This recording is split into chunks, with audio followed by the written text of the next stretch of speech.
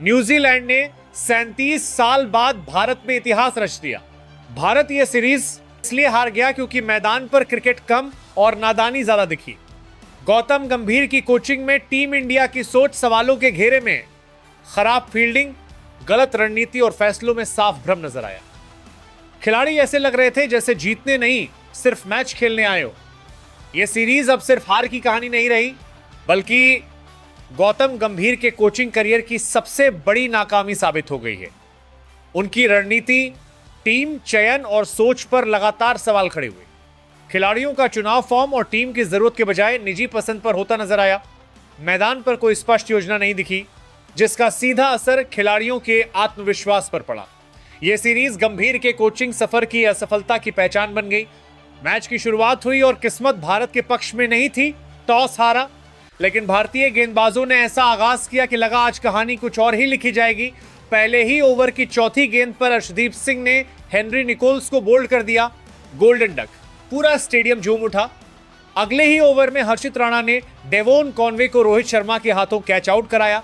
सिर्फ 5 रन पर न्यूजीलैंड के 2 विकेट गिर चुके थे और भारत पूरी तरह मैच पर हावी दिख रहा था।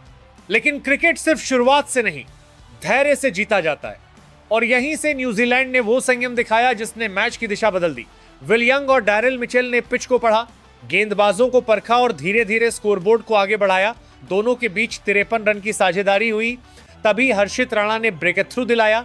रविंद्र जडेजा ने शानदार कैच पकड़कर यंग को पवेलियन भेजा। लेकिन यह सिर्फ तूफान से पहले की शांति थी। 5वें नंबर पर आए ग्लेन फिलिप्स और डैरिल मिचेल ने जो किया वो भारतीय फैंस के लिए किसी बुरे सपने से कम नहीं था। दोनों ने मिलकर चौथे विकेट के लिए 219 रन की साझेदारी कर डाली। गेंदबाज थकते गए, फील्डर्स हांफते गए और रन बोर्ड पर जुड़ते चले गए। ग्लेन फिलिप्स ने 88 गेंदों पर 106 रन ठोक दिए, 9 चौके, 3 छक्के। हर शॉट में आत्मविश्वास साफ झलक रहा था। वहीं दूसरी तरफ मिचेल ने 131 गेंदों पर 137 रन बनाए, 15 चौके और 3 छक्के। ये साझेदारी भारत के लिए मैच से बाहर जाने की सबसे बड़ी वजह बन गई। अर्शदीप सिंह ने आखिरकार इस खतरनाक जोड़ी को तोड़ा। फिलिप्स आउट हुए और थोड़ी राहत मिली। फिर सिराज की गेंद पर मिचेल भी कैच आउट हुए, लेकिन तब तक बहुत देर हो चुकी थी।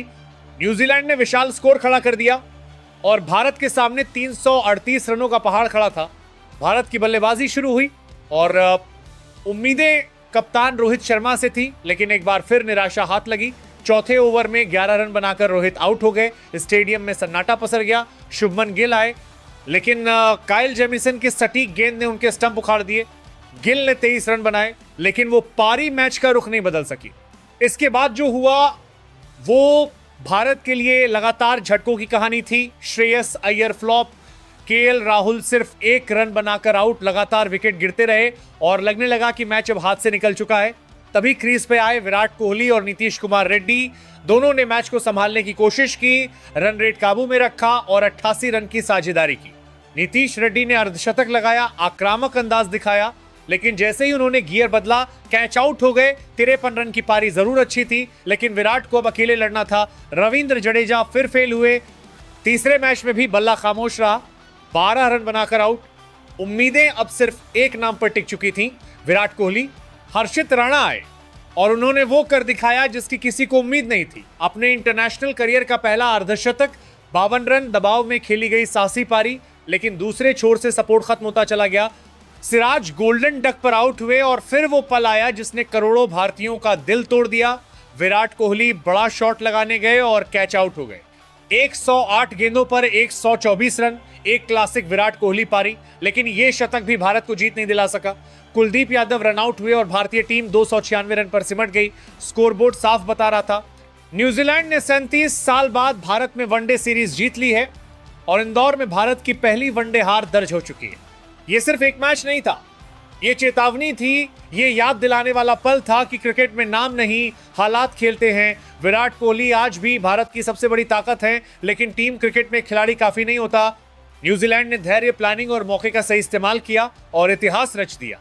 इंदौर की रात गवाह बनी उस पल की जब रिकॉर्ड टूटे, उम्मीदें बिखरी और एक नई बहस ने जन्म लिया। क्या भारत सिर्फ स्टार पावर पर निर्भर है? क्या मिडिल ऑर्डर चिंता का विषय बन चुका है? और क्या आने वाले टूर्नामेंट्स में ये हार सबक बनेगी या सिर्फ एक और आंकड़ा बनकर रह जाएगी? क्रिकेट सिर्फ जीत हार का खेल नहीं, ये सीखने का मैदान है और इस मैच ने भारत को बहुत कुछ सिखाया है।